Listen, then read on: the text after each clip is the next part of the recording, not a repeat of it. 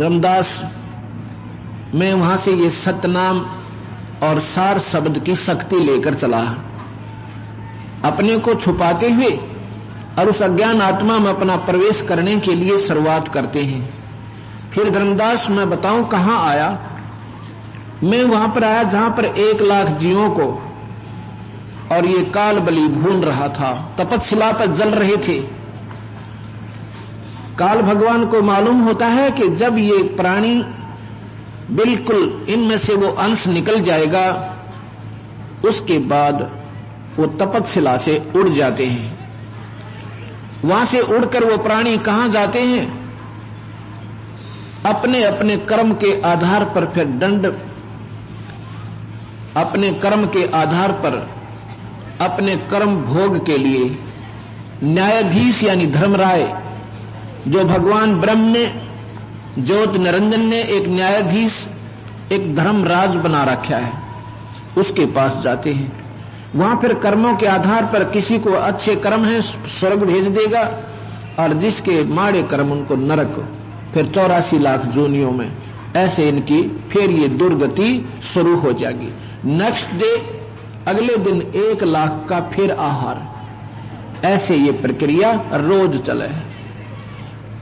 तो धर्मदास जब मैं वहां पर आया तो सभी प्राणी उस आग की जलन से ऐसे बुरी तरह तड़प रहे, हाहाकार मचा रहे हैं और कह रहे हैं कोई परमात्मा है, सर्वशक्तिमान है तो हमारी रक्षा करो, हमें बचाओ भगवान। वहां पर ऋषि लोग भी कहते हैं मैंने 1000 वर्ष साधना की भगवान की, मुझे क्या आड़े आया, आज मुझे क्या लाभ हुआ है मालिक, ये क्या बनी मेरे साथ, मैंने ऐसा क्या जुल्म किया दाता जो मुझे ऐसी सजा दी जा रही है। कोई कहता मैंने 4 वेदों को कंठस्थ याद किया, रोज स्वाध्याय करता था। कोई कहता मैं गीता पढ़ता था प्रतिदिन और फिर भी मैं तपस्शिला पे, मैं क्यों भूना जा रहा हूं, मुझे क्यों कष्ट मिल रहा है। कबीर साहब कहते हैं धर्मदास मैं वहां जब पहुंचा, साहेब की कृपा से, परम पिता की कृपा से, सतपुरुष की कृपा से, अपने से नहीं कह रहे, वो स्वयं लीलाधारी मालिक थे, कुल परमात्मा थे। कहते हैं जब वहां पहुंचा उस तपस्शिला के ऊपर, तो धर्मदास उस शब्द की कृपा से, शक्ति की कृपा से, यानी मेरी शक्ति तक उनकी वो जलन निष्क्रिय होगी।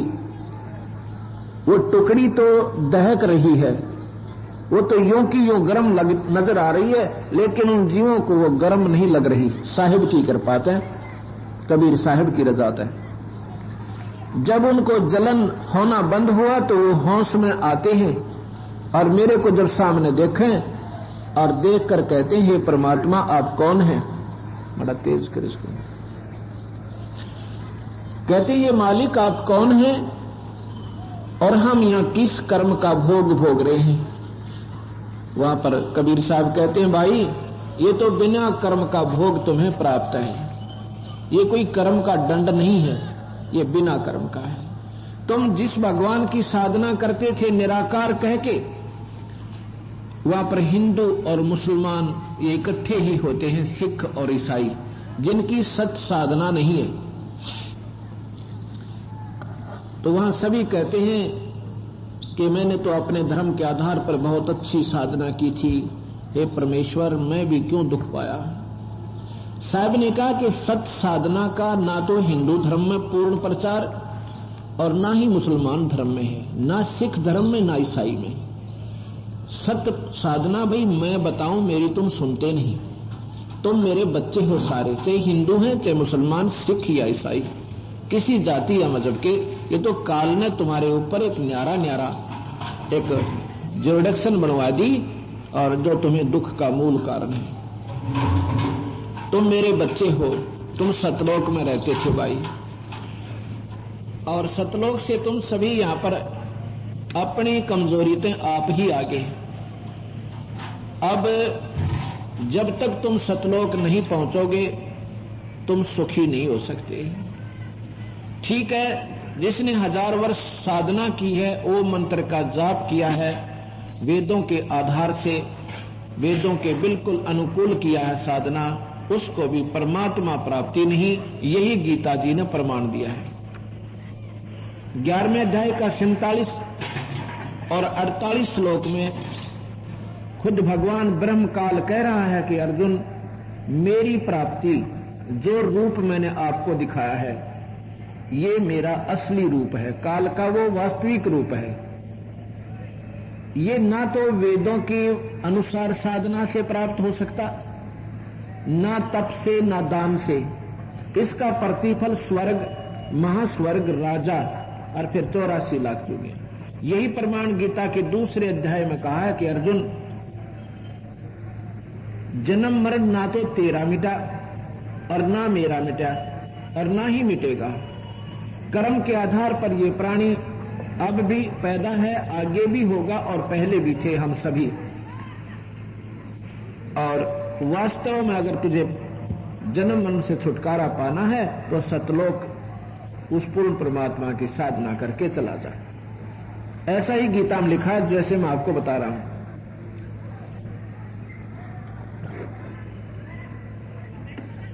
इस बात को वो सभी ध्यानपूर्वक सुन रहे हैं, क्योंकि उस समय तो वो कष्ट में थे। यहां पर तो कोई नहीं सुनेगा भगवान की बात को, क्यों? यहां तो सभी अपने अपने कर्म आधार पर, कोई सुखी है, किसी के पास कार है, किसी के पास कोठी है, और श्याम ने अपना कोई फीम खाकर सो जा, कोई गुटी दारू की पीकर सो जा है, तड़के सुबह धंधे में लग जा। अब किसी ने परवाह कोई ना कि आगे क्या बनेगी। आगे की जो समस्या है उसको आगाह करने की खातिर, उसको बताने के लिए कबीर साहब स्वयं आते हैं या अपने किसी दास की ड्यूटी लगाते हैं और फिर वो साथ रहते हैं। जब जाकर के इस जीव की बुद्धि परमात्मा के अंदर दृढ़ बनती है तो वहां कहते हैं, भगवान हमने तो बहुत पूजा करी। तो कबीर साहब ने कहा कि जो पूजाएं तुमने की उनका लाभ अवश्य मिलेगा, लेकिन तुम्हारा जन्म मरण नहीं मिटेगा। स्वर्ग नरक 84 लाख दुनिया तुम्हारी कभी समाप्त नहीं होंगी, ना वेदों के अनुसार साधना से और ना ही कुरान या पुराण या पवित्र बाइबल के आधार से। मुक्ति होगी पूर्ण संत जो सतलोक का जानने वाला हो, पूर्ण परमात्मा के बारे में जानने वाला हो और उसको आदेश हो नाम देने का। 4 अध्याय के 33, 34 और 35 श्लोक में गीता जी के भगवान काल ब्रह्म कह रहा है कि अर्जुन, उस परम पिता परमात्मा के पूर्ण ज्ञान के जानने वाले संतों के पास जा, उनको नमस्कार कर दंडवत प्रणाम करें, उनकी सेवा करें और फिर उनसे बिल्कुल भी नम्र होकर उस परमात्मा की जानकारी प्राप्त कर और उपदेश ले। फिर वो खुश होकर तुझे उस परम तत्व का ज्ञान देंगे, फिर तेरी रुचि यहां से हट जाएगी, तुम पूर्ण मुक्त हो जाएगा। यहां भगवान ने नहीं कहा कि तुम मेरी शरण में आ जा, मैं तुझे मुक्त कर दूंगा। उन संतों को ढूंढ जो परम पिता पूर्ण परमात्मा का मार्ग तत्व से जानते हो और वहां जाकर उनसे फिर वो ज्ञान प्राप्त कर ले, भाई तेरा छुटकारा हो जाएगा। तो मेरा सबसे प्रिय है, इसलिए मैं तुझे ये बताऊं, ये मैंने आज तक किसी को नहीं बताई थी, ये बात तो तुझे कह रहा हूं। गीता में भगवान कह रहा है। वो सभी प्राणी जो तपस्शिला पर जल रहे थे, धर्मदास, वो कहते हैं भगवान हमने छुटवा लो काल पे, हम तो बहुत परेशान। कबीर साहब कहते अभी क्या है, अभी तो तुम गधे बनोगे, कुत्ते बनोगे, सूअर बनोगे, ये पाड़ टूटना भी और बकाया है। तो कहता भगवान हमने बचा लो, हम पापी प्राणी हैं, हम आपसे दूर हुए। क्योंकि साहब ने सारी कहानी बताई उनको कि भाई तुम सतलोक रहते थे, वहां मेरे पास रहते थे, वहां तुम्हें कोई दुख नहीं था, तुम मरते नहीं थे, वहां पर कोई कर्म दंड नहीं है। अच्छा जी, और यहां तुम भाई अपनी कमजोरी से आप उलझ गए। तो कहते हैं भगवान हमने बचाओ, हमें ले चलो सतलोक। नहीं भाई, कबीर साहब कहने लगे ऐसे नहीं बनेगा।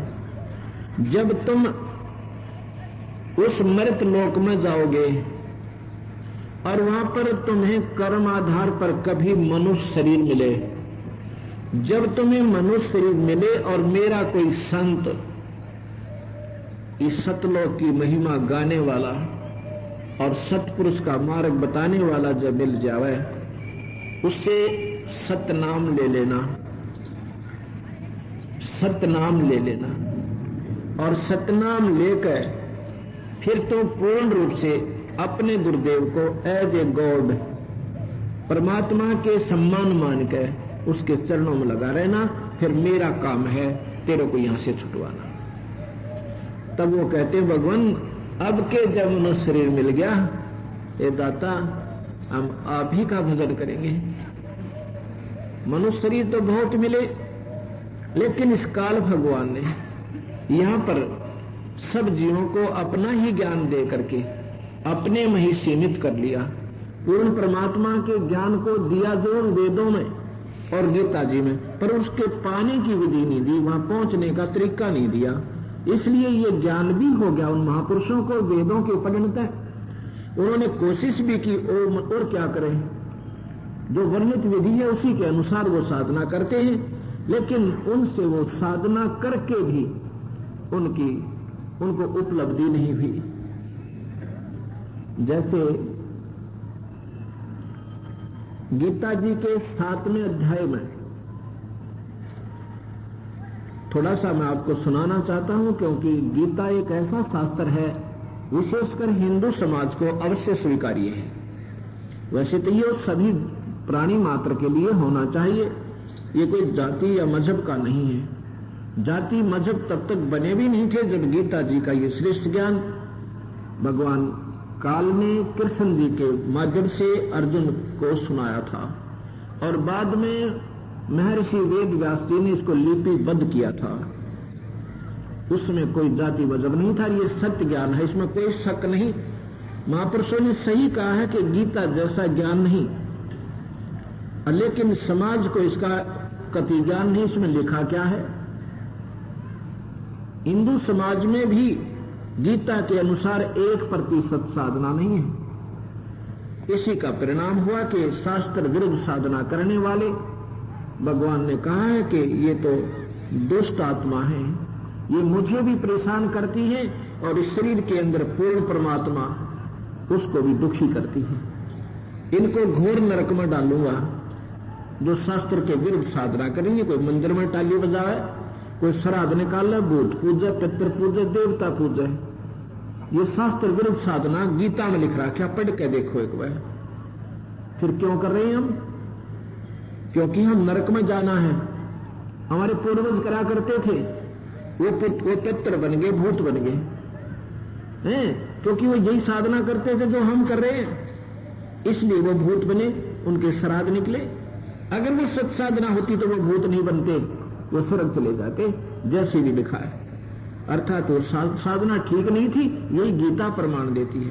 भूत पूजनीय भूत बनेंगे, पितृ पूजनीय पितृ बनेंगे, और देवी देवताओं के पुजारी उनके बंधुआ मजदूर और नौकर लगे, और फिर 84 में गधे बन गए। ये देवता भी गधे बनेंगे, क्योंकि अपने कर्म भोग न भोग कर ये वहां से मरेंगे और फिर मृत मंडल में आ जाएंगे। इंद्र का स्वर्ग का राजा भी गधा बनता है। एक समय की बात है,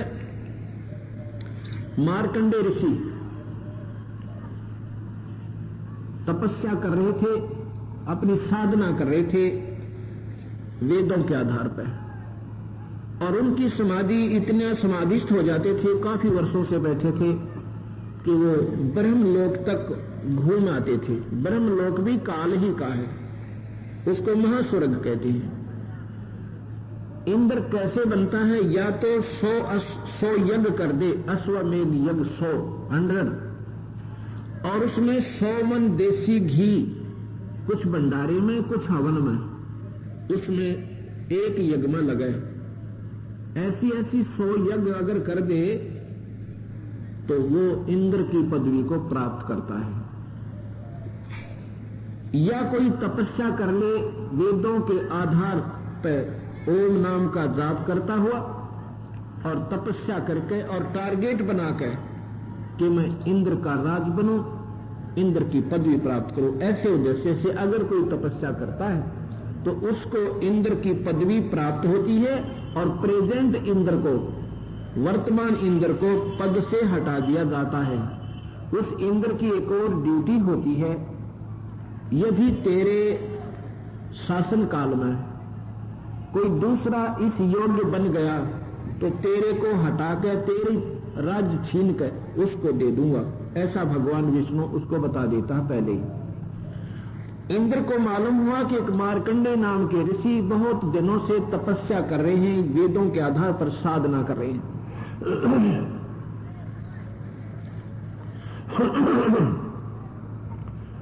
इंद्र को भय बना रहता है कि कोई मेरी पदवी प्राप्त ना कर दे, उसके तप को खंड करवा देता है।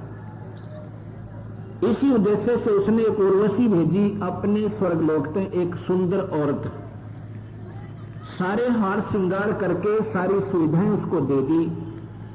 उस उर्वशी ने वहां जाकर कितना सुहावना मौसम बनाया, ठंडी ठंडी हवा चल रही और उसमें महक भर दी। और स्वयं वहां पर मार्कंडेय ऋषि से 100 फुट की दूरी पर लगभग, और वहां पर अपना गाना और नाचना शुरू कर देती है। इतना सुरीली आवाज और बहुत सुंदर ढंग से वो नाच गा रही है। मार्कंडेय ऋषि की आधी आंखें खुली हैं, आधी बंद हैं। जब वो खूब नाच कूद कर थक गई, आखिर में क्या किया, निवस्त्र होगी, नग्न हो जाती है। उसमें मार्कंडेय ऋषि कहता है, हे बेटी, हे माई, हे बहन, यहां किस लिए आई? तब वो शर्मिंदा होकर कपड़े पहनकर कहती है, हे मार्कंडेय ऋषि, आप कहां की साधना कर रहे हो? यहां के तपस्वी तो मेरे को देखकर ही बावड़ी बूच हो गए, पागल हो गए। तो ना जाने कहां थी तेरी समाधि। कहता है, जहां मैं समाधि मेरी थी महास्वर्ग में यानी ब्रह्मलोक में, वहां तेरे जैसी तो उनकी पैर धोने वाली दासी थी जो वहां पर नाच रही थी, और तेरे जैसी तो साथ साथ उसके पैर धोने वाली। मैं क्या देखूं तेरी तरफ? और तेरे तो कोई सुंदर हो उसने भेज देगा तेरे इंद्र के लोक मत है। तो वो कहती है कि हे मार्कंडेय ऋषि, इंद्र की पटरानी मैं ही हूं, अर्थात मेरे से सुंदर उस स्वर्ग लोक में कोई नहीं है। उससे पहले वो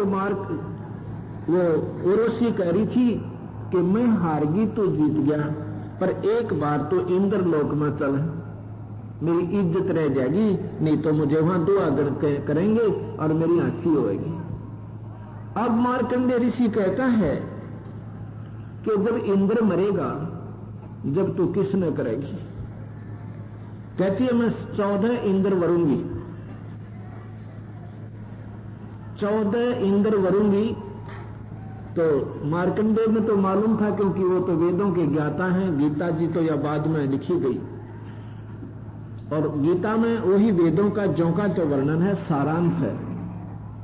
उसमें ये लिखा, वेदों में लिखा है कि जब कल्प अंत होगा, ये सभी प्राणी ब्रह्मा विष्णु महेश के लोक के, और ये सभी समाप्त हो जाएंगे। स्वर्ग महास्वर्ग नहीं रहेगा, स्वर्ग नहीं रहेगा।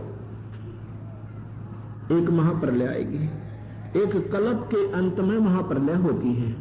ये कल्प के अंत में जो महाप्रलय होती है, उसमें 14 इंद्र का पीरियड समाप्त होता है। 1008 चतुर्युग समाप्त हो जाते हैं। एक ब्रह्मा का दिन समाप्त हो जाता है, इसको कल्प बोलते हैं। तो 14 इंद्र मरेंगे, जब तू क्या करेगी? क्योंकि मरना तो नहीं भी है। तो क्या बताती है वो उर्वशी? कहती है कि मैं तो गधी बनूंगी, और ये जितने इंद्र मैं भोगूंगी ये गधे बनेंगे। तो मार्कंडेय ऋषि का, बेटी फिर मुझे क्यों ले जाती इसे गंदे स्थान पे? और फिर तुम कहती मेरी इज्जत रह जाएगी। गधी का इज्जत क्या, जब तू आज ही 14 इंद्र भरेगी, गधी तो तू आज ही है, और फिर मर के भी गधी बनेगी, फिर इज्जत की भी ठेकेदार नहीं बन रही तुम। इतने में इंद्र आ जाता है। इंद्र कहता है बंद निवास, हे परवरदिगार, इंद्र की पदवी ले लो, हम हार गए, तुम जीत गए। मार्कंडेय ऋषि कहता, अरे इंद्र, अरे बौड़े, तू क्या देना चाहता मुझे? इंद्र का राज यानी स्वर्ग का राज मेरे लिए तो काव्य की बीट से भाई। और एक बात सुन, तुझे मालूम है तू गधा बनेगा, और छोड़ इस राजपाट न बावड़े, ला तुझे सत भक्ति बताऊं ब्रह्मलोक की, वहां पर करोड़ों कल्पों तक रहेगा तू, और ये तो मर जाएगा थोड़े से दिन में। अब इंद्र क्या कहता है, ऋषिवर तुमने लेन दो मौज सी, फिर देखी जाएगी। फिर के देखेगा गधा बने पाछक पागल, फिर तो कुमार देखेगा 2.5 मन का बोरा, कड़मा लठ लागेंगे। देखना तो ईब था जब संत कहते छोड़ इस बीमारी न आ मेरी शरण में। इस इंद्र से तो 1000 गुण, यानी ब्रह्मा विष्णु में इसकी साधना से तो 1000 गुणी अच्छी इस ब्रह्म साधना है, भगवान काल की साधना है। जो गीता में भी ऐसे लिख रहा क्या कि अर्जुन इन तीनों देवताओं की, ब्रह्मा विष्णु महेश की, यानी तीनों गुणों की भक्ति छोड़ दे और इनसे जो तुम्हें लाभ मिला उसने भूल जाए। ये कति असार है, ये बहुत अक्षीणिक है, और तुम मेरी शरण में आ जा, भगवान कहता है। फिर कहता है कि मेरी भी छोड़ दे, जब तुम्हें कति मुक्ति चाहिए तो फिर उस परमात्मा की शरण में चला जा, तेरा फिर मरण नहीं होगा। वो परमात्मा कबीर साहब है, वो पूर्ण ब्रह्म है, वहां जाने के बाद फिर जीव का मरण नहीं होता। अब यहां कोई बूटी लाव है, अच्छी कोठी हो, कार हो, और उसमें कोई कह दे छोड़ दे बीड़ी दारू सुलफा, भाई क्या दे रहा इसमें, ले ले बगल भक्ति लोग फिर देखेंगे इतना मौज मार दे। किसी को छेड़ ले, कोई राजा है उसको समझा दे भाई भगवान की भक्ति बनाई, वो राजपाट झूठा है, तो वो नो कहेगा ना कि फिर देखेंगे इतना अच्छा मौज हो रही है, या फिर देखेंगे ना, या लेकर डूबा जीवना।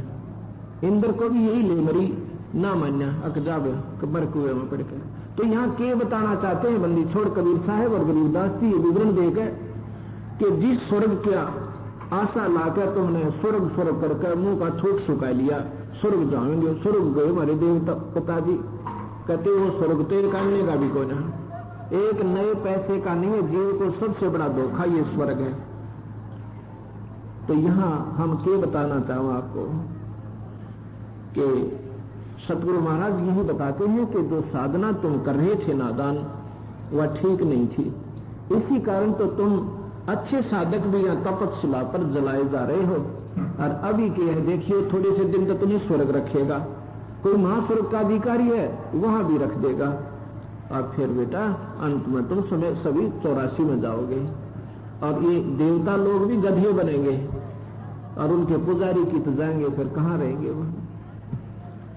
अब वहां तो वो क्योंकि फंसे पड़े थे, सारी स्वीकृति दे थे, कहा जी ठीक है महाराज हुक्म आपका, और यहां आंडी पाक जाम लोग नहीं हम ठीक कर रहे हैं, हम ठीक कर रहे हैं। भाई ठीक कर रहे हो तो या तो शास्त्रों से मिलाओ उनको। शास्त्र में आपको बार बार बताता हूं, 3 लोक का ब्रह्म तक की साधना का गीता जी और वेद, अन्य नहीं। उपनिषद ये अपनी अपनी अनुभूति, अपना सब अनुभव, उन ऋषियों ने जितनी अचीवमेंट हुई, जितनी उपलब्धि हुई, उसका विवरण दिया, वो पूर्ण नहीं है। उपनिषद भी पूर्ण नहीं है, गीता और वेद परिपूर्ण है।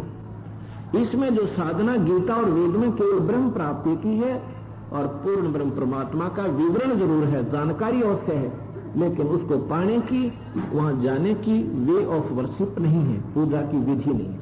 वो कबीर साहब ने पूरा किया उस शास्त्र को, सूक्ष्म वेद है। साहिब का ज्ञान जो है सूक्ष्म वेद कहलाता है।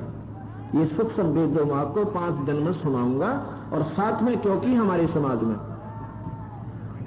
अपने जो यहाँ के शास्त्रों का भी ज्ञान नहीं है, इसलिए साथ कंपेरेटिवली तुलना के साथ साथ वो भी सुनाना पड़ता है, तुलनात्मक ढंग से।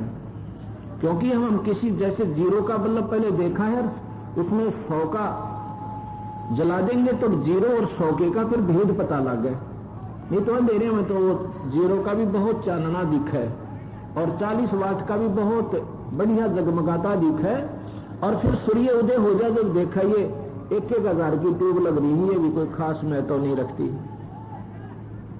तो कहते हैं तारा मंडल बैठ गए, चंद बड़ाई खावे, उदय भया जब सूरज का, स्यों तारा छिप जावे। रात्रि के समय तारों के अंदर चंद्रमा की बहुत शोभा होती है, बहुत ज्यादा प्रकाश नजर आवे, और जब सूर्य उदय हो जावे ना चंद्रमा दिखे ना सितारे दिखे। कबीर साहब का ज्ञान जब अपना हो जाएगा, फिर ये नमन, ये नीचे की जो साधना है, जो वेद और गीता आपको ऐसे फीकी हो जाएंगी जैसे सूर्योदय होने के बाद ये लाइट है, बहुत कुछ काम करेगी रात्रि में, बिल्कुल ना से तो ये बहुत अच्छी है, यानी वेद और गीता। लेकिन कबीर साहब के ज्ञान के सामने ये ऐसे हो जाएंगे जब तुमने सही ज्ञान होगा। इसी का प्रमाण चौथे अध्याय मैंने आपको बताया, यही कहा भगवान ने कि जब तुझे पूर्ण ज्ञान हो जाएगा तो यूं सोच ले अर्जुन। ये दूसरे अध्याय का 46वां श्लोक है कि जब तुझे पूर्ण परमात्मा का तत्व ज्ञान का ज्ञान हो जाएगा, तत्व का ज्ञान होगा, उस समय तेरी आस्था इन ब्रह्मा विष्णु महेश में ऐसी रह जाएगी जैसे बड़े तालाब के मिल जाने पर जो परिपूर्ण कटिफुल और सुंदर जल हो, जिसमें वे प्राप्त हो जाने पे, और छोटे से तालाब जो गदला सा पानी में जिसमें गुजारा कर रहे थे, जिसी श्रद्धा तेरी उसमें रह जाएगी ना, छोटे तालाब में, जलाशय में, ऐसी पूर्ण जलाशय का प्राप्त हो जाने पर फिर तेरी श्रद्धा देख ले तो उस जोड़ का तालाब की तरफ देखे भी नहींगा, जो छोटा सा थोड़ा सा पानी, गदला सा पानी हो। और जब पूर्ण फुल फ्लैज यानी पूरी लेक दिखाई देगी, मिल जाएगी, फिर वहां कोई ना जाओ उस गंदे छोटे थोड़े पानी में। ऐसे ही जब तुझे पूर्ण परमात्मा का ज्ञान हो जाएगा अर्जुन, ये ब्रह्मा विष्णु में इस तरह इतने फीके लगेंगे। ये गीता के दूसरे अध्याय का 46वां श्लोक पढ़ के देख लियो। और 45 में ब्रह्मा विष्णु में इसकी पूजा छोड़ दे भाई, ये एक अन्य की भी कोई ना, तीनों गुणों की साधना बंद कर दे, गीता में लिख रखा। और यूं ज्ञान समाज ने 1% भी नहीं दे रखा कि भगवान ने गीता में क्या लिख रखा। तो भाई मेरा तो कलेजा न्यू धड़कन लगा कि भगवान कहे कुछ, गीता हमें के बताओ और समाज कांडले दो है। इसलिए इस दास ने प्रार्थना करी, परमात्मा इस जीव को, आपके दास को कुछ शक्ति दे, मैं कुछ गुण गाऊं आपके। तो दाता ने यह कृपा करी और इस तुच्छ जीव को इस योग्य बनाया कि उस परम पिता पवित्र परमात्मा की हम महिमा गान के योग तो नहीं थे, पर उन्होंने अपनी ही शक्ति प्रदान करके ये थोड़े से गुणगान बहुत ही कम उस मालिक के हम गा पाते हैं। उसकी महिमा अनंत है, उसका कोई अंत नहीं, और उसकी महिमा कोई गा भी नहीं सकता। हम तो एक छोटे से चिराग समझो, फिर भी अंधेरे में चांदना बहुत हो जाएगा। अब वो सारे सुन रहे हैं क्योंकि वो तो वेदों के मर्म ज्ञाता भी वहां जल रहे थे, क्योंकि भगवान देवता ने खावा, लखरा आप पके ऋषियों को भी खावे, वो तपस्या पर भूल रहा है। इतने में भगवान कहता भाई जब तुम्हें कोई मनुष्य शरीर मिल जाए तो मेरी शरण में आ जाना, ऐसे मैं नहीं कर सकता। मैं चाहूं तो इस सारे 21 ब्रह्मांड को आग लगा दो और तुम मैं ले आऊं सभी को, पर मैं भाई वचनबद्ध ला लो या थारी आप बेकूफी से तुम फंस रहे हो। अब इसका तरीका इसने मेरे से यही मांगा था काल में कि भगवान आप अपना ज्ञान दो, मैं अपना दूंगा, जो तेरे हो गए आपके और जो मेरे ज्ञान में रहेंगे वो मेरे, ऐसे चलेगा। ठीक है भगवान, इनका जब मनुष्य शरीर मिल गया तो हम अवश्य आपकी पूजा करेंगे। तो यहां सतगुरु महाराज कहते हैं,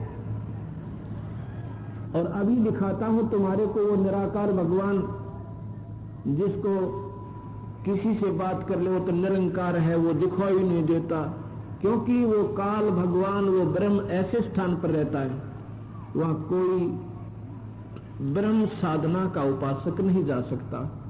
वहां केवल कबीर साहब का सत्य उपासक, वो सुक्की फीत कबीर साहब की लगाने वाला भी नहीं जा सकता।